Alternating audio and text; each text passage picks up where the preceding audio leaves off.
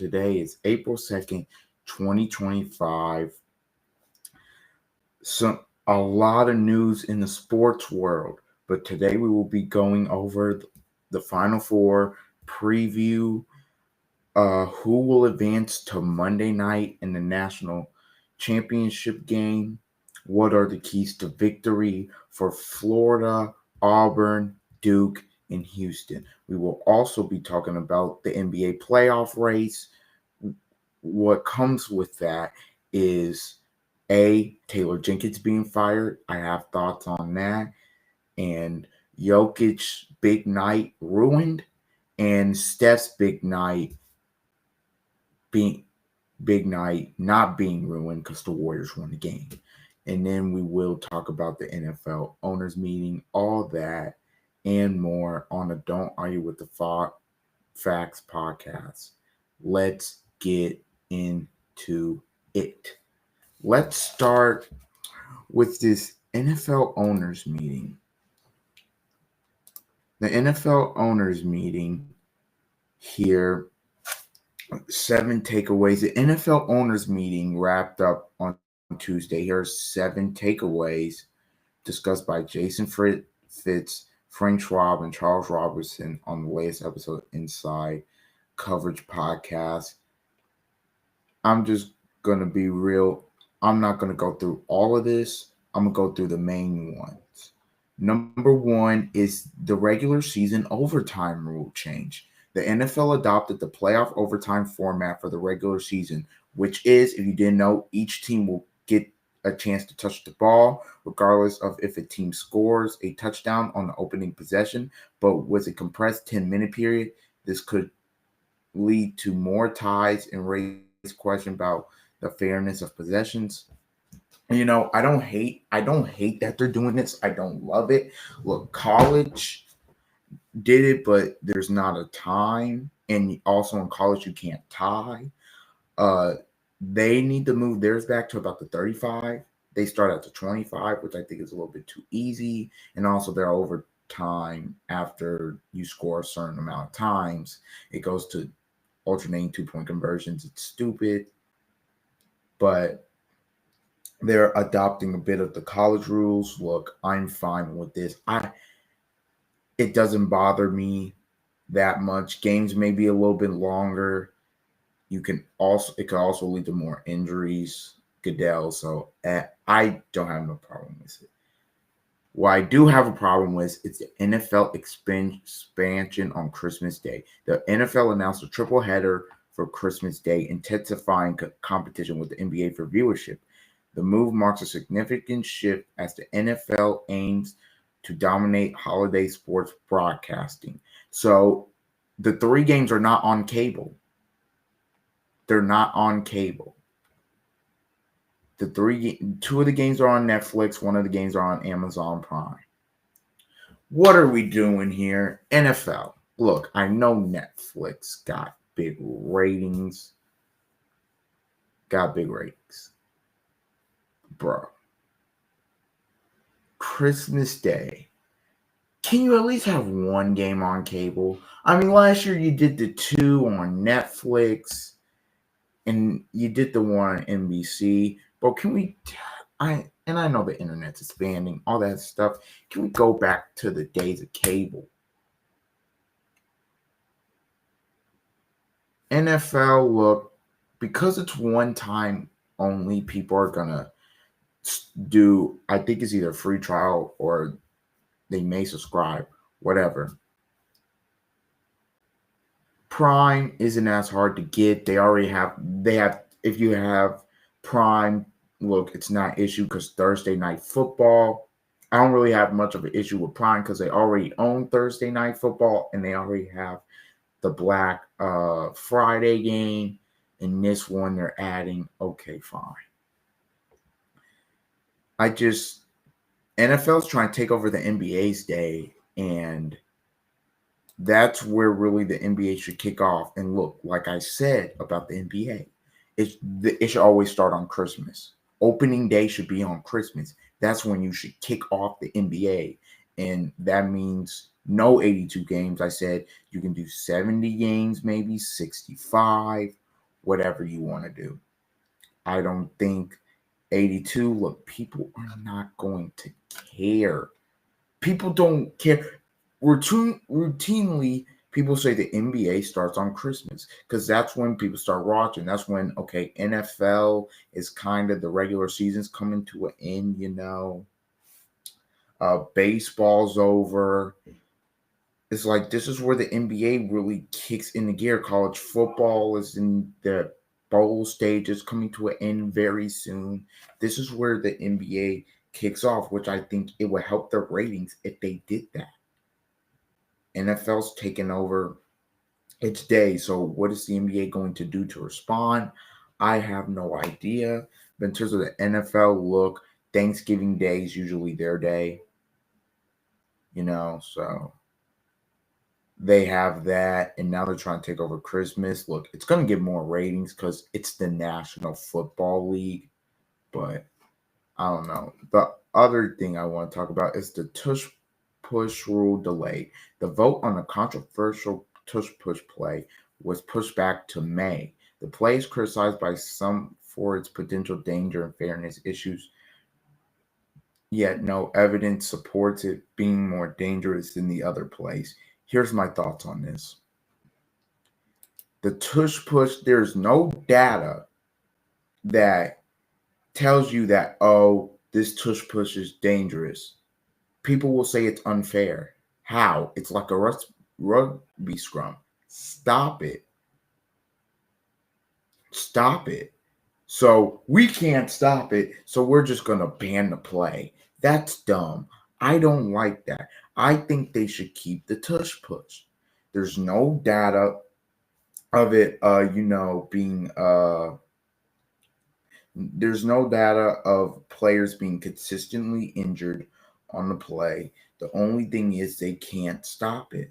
That's the only thing. They can't stop it. The other teams are voting against it, can't stop it. So they're like, you know what? We can't stop it. Ban it. That's dumb. I don't like that. Also, they were talking about the replay assist thing. That's fine. Also, interesting from Jimmy Haslam. Jimmy Haslam, the owner of the Cleveland Browns, candidly admitted to making a mistake with the Deshaun Watson contract. Wow. Yeah, thanks for letting us know. It's the worst trade in NFL history. It's not Russ. I know a lot of people will say, what about Russ? Look, Broncos were able to get out of Russ, and now they have Bo Nix, and they have a future. Browns, you had the future in Baker. Look, people will revision. It's revisionist history. People didn't know Deshaun at that time. Deshaun Watson was better than Baker Mayfield. That wasn't really a debate. But this was my stance on it. My stance on it was, okay, if you're gonna trade for him, fine. Just make sure it's a reasonable contract. Not only was it not a reasonable contract, it was $270 million guaranteed. Not good. He said he calls it a big swing and a miss. This public acknowledgement might help the team move forward and focus on rebuilding. The team fine. Look, they have the second pick. I talked about it. They need to draft a quarterback until they get the quarterback situation fixed. Get Up was having a conversation, and they were talking about should they fix it later down the line? Should they draft Abdul Carter? Why fix it down the line when you can fix it now?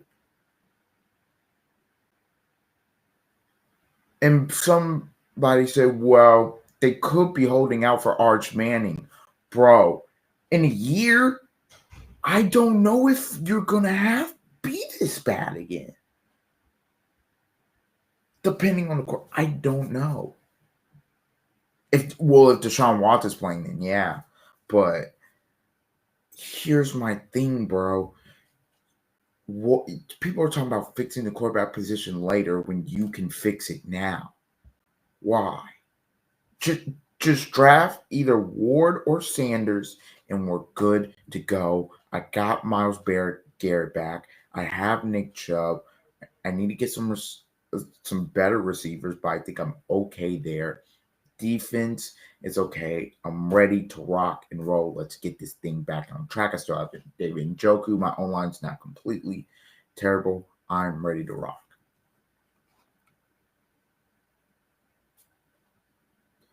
So, look, that's basically also another thing from the owners' meeting. Michael Parsons' contract negotiation. The Dallas Cowboys are handling negotiations directly with Michael Parsons rather than his agent.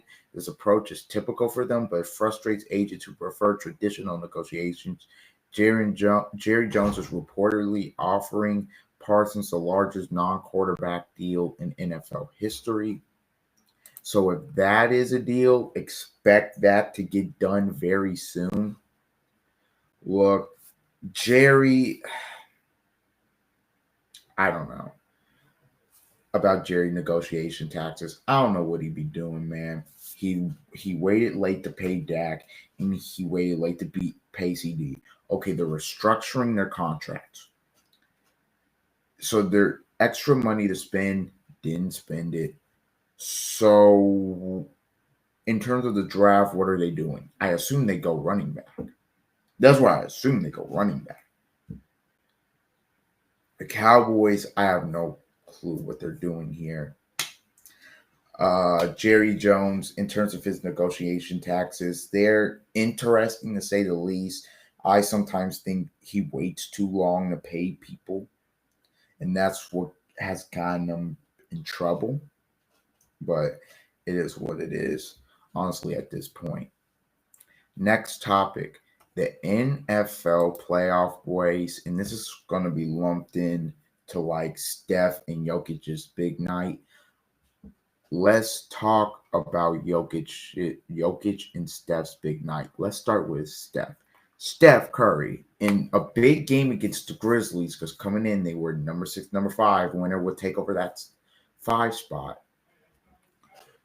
Steph Curry has 52 points, 10 boards, 8 assists, and 5 steals. This is his 10th game with 50 plus points after the age of 30.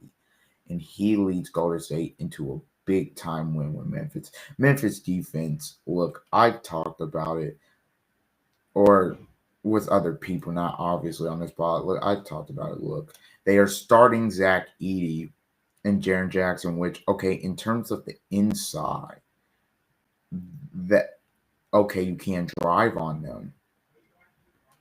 But in terms of you have to run drop coverage with Zach Edey, and drop coverage never works because he can't switch. I mean, are you going to hedge with him? They're just going to drive right around him. So the really only thing you can do is drop coverage, and drop coverage versus Steph Curry is so bad. Look, when Steph got it going early, it was wraps. Draymond, they were running that little give off handoff. There was one that they ran in the corner. There was one that they ran on the wing. This is all coming after the Memphis Grizzlies fired Taylor Jenkins. They are 0-3, by the way, since they fired Taylor Jenkins. His last game he coached was against the Thunder. If you're firing him because they lost to the Thunder, then I don't know what to tell you. You ain't watched the Thunder this year. The Grizzlies are cooked. Ja had 36. Good for him, even though he's been out majority of the year. So essentially, the Grizzlies here, I'm going to just say it. They're pretty much cooked. By the way, Jimmy Butler in this game also had 27 points. Grizzlies are cooked. Here's why. Grizzlies are now 6th spot. They are tied with the Minnesota Timberwolves, who they play. I think it's next week here. So the game, I believe, is next week. Yes, Thursday, April 10th. They play in Memphis Winner most likely is gonna get that 6th spot. The Grizzlies are most likely gonna fall to the play-in the way they're trending. And people could say, look, Taylor Jenkins, you don't just fire him. I don't know. Look, when Ja's been healthy, they've been an easy top 2 to 4 seed. I don't know what they're thinking here. Look, Ja complained about the offense and the way it's being run, and it's more motion offense, not pick and roll based offense. Yeah, you know why it's like that? Because you're not in the lineup. Let's take a stroll back. Okay, so you do the first gun thing. You have the first thing with the gun incident. They suspend you for a couple games, but you come back. Before that, 2022, it's a 1-1 series against the Warriors. You injure your knee. Some people say it's a dirty play. I don't think it was. Whatever. Okay, you lose in six. They lose in 6 games because of that. Then obviously the gun incident. Then you lose to the Lakers in 6 games. Then you have another gun incident. So you get that second gun incident. They suspend you for, I believe it was like 25 games. You come back. Okay, the Grizzlies, they may make a push for a play-in or a spot. Ja's looking good. Hand done.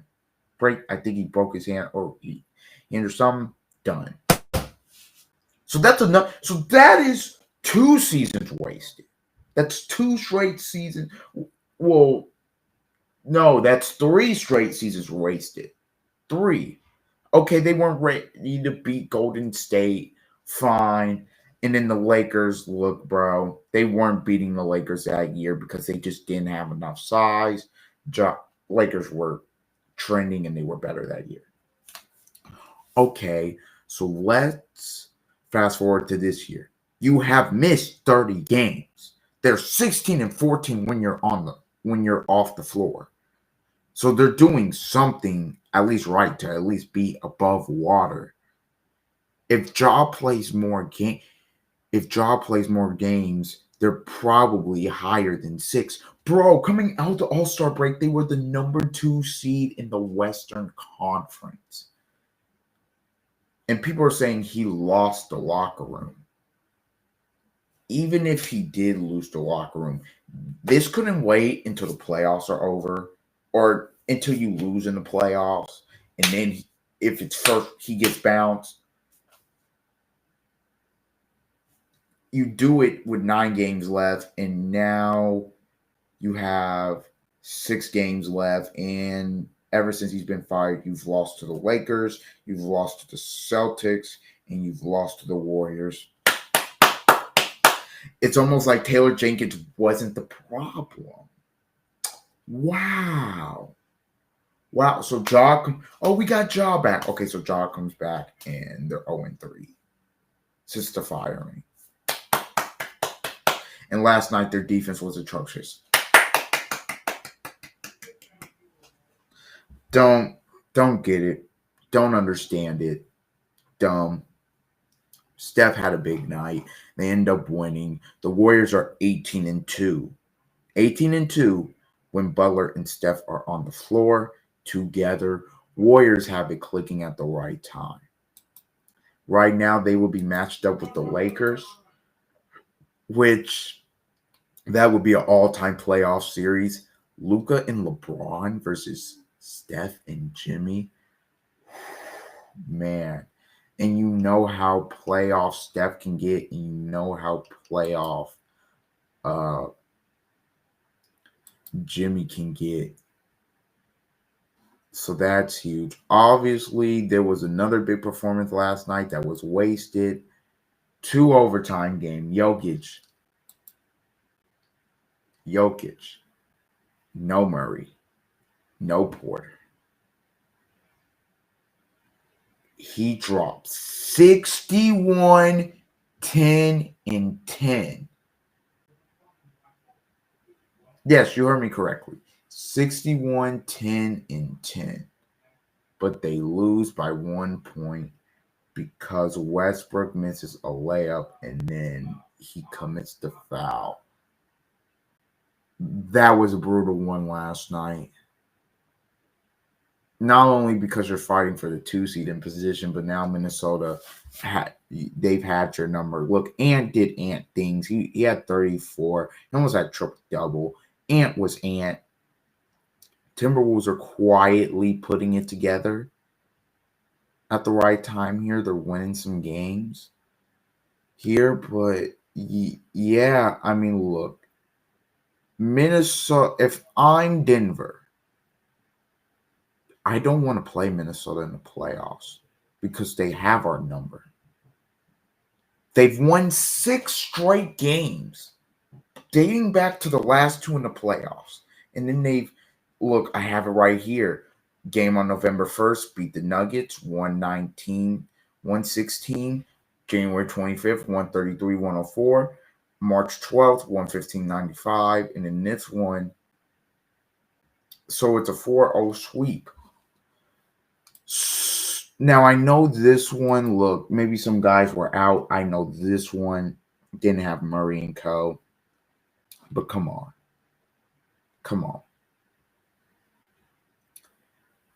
This was a tough one. Such a historic night. Look, Jokic. I've been an SGA for MVP guy.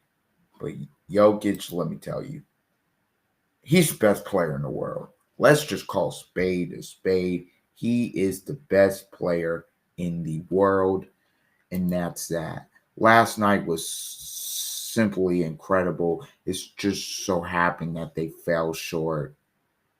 Can't help that. Now let's go to the NBA standings. Let's mainly start with the East, because the East,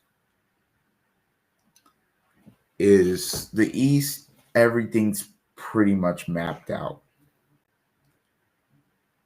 in terms of the playoff race. The Cavs, Celtics, Knicks, and Pacers are in. They are in the playoffs. We know that for sure. They're in. The Celtics are either going to be the 2 seed or the 1 seed. Same thing with Cleveland. But I don't think, look, Celtics, they're 9-1 in their last 10, by the way. I don't know. Maybe if the Cavs keep sliding, they can catch them, but it's going to be tough.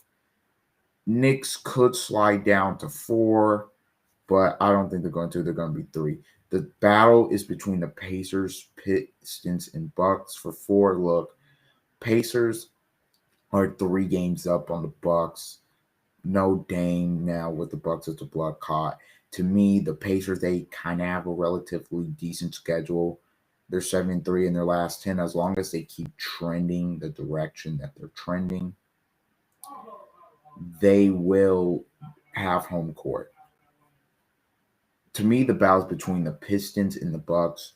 Who will get the 5 spot? The 5 spot, it's interesting because Detroit and Indiana's had beef this year. In Milwaukee and Indiana, they've had beef going back to last year. Knocked them out the play-in, knocked them out the playoffs, whatever. So that should be interesting. The last 2 games of the regular season for the Pistons and Bucks are against each other. So that'll determine who the 5 seed is. In terms of the play-in is locked. It's locked. It's pretty much locked. Bulls, Heat, Hawks, Magic.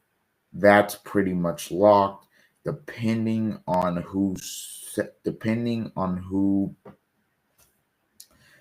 is 7, 8, 9, 10. Look, I think 9 and 10, that's going to be shifted. That's going to be fought between Heat and Bulls right now. It would be the Bulls going on the road to Miami. Orlando and Atlanta look 7 and 8. That'd be interesting game. That's pretty much how it is in the East. Right now, your playoff matchups, if it started today, would be Cavs Hawks, who the Hawks have given Cavs some trouble this year, Celtics Magic, Knicks Bucks, and Pacers Pistons. Gotta love that. In the West, right now, nothing's decided outside of OKC winning. Outside of OKC winning, they're 14.5 up, games up. They're gonna finish probably I don't think they get 70 because they will have to win 7 straight. I don't know if they get 70. They may take the foot off the gas, but they may get 67, 68. Who knows? They might go for 70. But they're the 1 seed, obviously. And then the rest of it is to be determined. The Rockets look like they may get the 2 seed. They're up 2 games on the Nuggets and 2.5 games on the Lakers. The Lakers and Nuggets are in a battle for that 3 spot.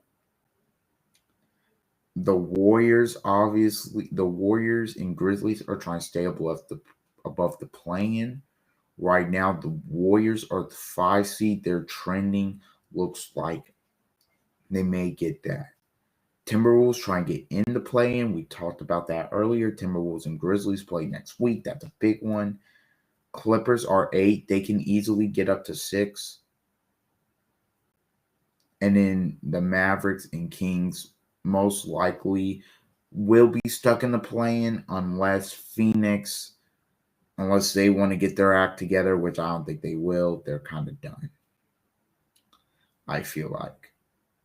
And then Portland's not mathematically eliminated, but come on. I don't think they're in it. Next year, but not this year. Your matchups, if the playoff stars today will be Thunder, Clippers. That's interesting. Kawhi and James Harden versus that young Thunder team. Ooh. Rockets and T-Wolves. Randall and Ant versus that Rockets team. Oof, sign me up. Nuggets and Grizzlies. Okay. And then Lakers and Warriors. Interesting. That would be interesting. This playoff race is intriguing, mainly in the West, because in the East, look, the play-in is it's like it is what it is. But in the West, I'm really intrigued to see how everything shakes out because 4 through 8 is. I mean, look, you go on a losing streak late in the season, you find yourself in playing. So, I'm excited to keep up with this and see that. Now, finally, let's get to the Final Four. Preview it real quick. Florida and Auburn play 6:09 CBS Alamodome, San Antonio, Texas. Then it's Houston at Duke. Let me start with Florida and Auburn. Florida and Auburn, they played early in the season. Walter Clayton was fantastic. They won the game against Auburn 90-81. Look, Walter Clayton got going in that game against Auburn. That cannot happen. Again, if you're Auburn, you're going to have to. If you're Auburn, you're gonna have to shut him down. Now, look, coming off a ball screen, I wouldn't say hard hedge. It'll be interesting how he played it because he also had 9 assists in the game, but also they played this game with no Elijah Martin. I mean, look, Thomas Hawk, he played well. It was Clayton was the star of it, but it was a really balanced performance. Look, Florida was efficient. Now Auburn, they did well on the glass, but Florida, they turned the ball over a little bit in that game. In terms of the rebounds, it was pretty even, and I think it's going to be even again. But obviously, the difference is going to be the guard play. Miles Kelly had 22 in a game, but Denver Jones had 2. Can't have that happen. Todd Pettiford was good, but to me, the difference is going to be Denver Jones, Pettiford, Baker Mazara. If Baker Mazara can get going, I think Auburn wins the game.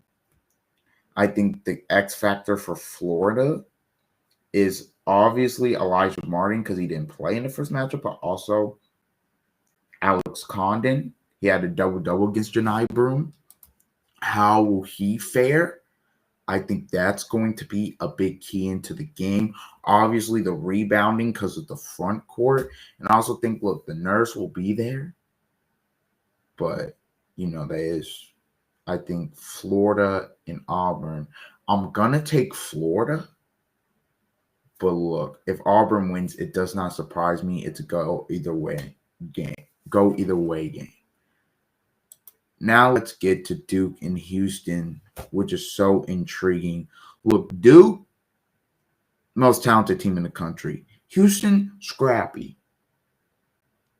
Houston's going to have the crowd advantage because they're in Texas, Houston, Texas, all that. But Duke fans will travel. The one thing I worry about in this game is for Duke, can you get the offensive rebounds? Can you keep Houston off the glass? If you're Houston, if you can keep this game into the 60s, you got a chance. If this game gets into the 70s and 80s, kiss it goodbye. Duke's going to win it. Because Houston just does not have enough offensive firepower. If you're Houston, you have to, first of all, limit Duke to one shot. Make sure you get the second chance opportunities and knock down the 3 ball. That's big. If you're Duke, Malo watch is a big key. Obviously, flag. Those guards are going to have to help rebound too. You're going to have to be the physically tougher team and the more mentally tougher team against Houston. Houston not going to quit. Houston going to bring it.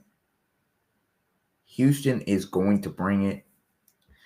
Who wins the game, though? I think Duke wins the game. I think Con Knipple, his ability to shoot the 3 is big. I think Cooper Flack on the Final Four stage, I don't think they stop him from getting in the lane. I think he has a great game.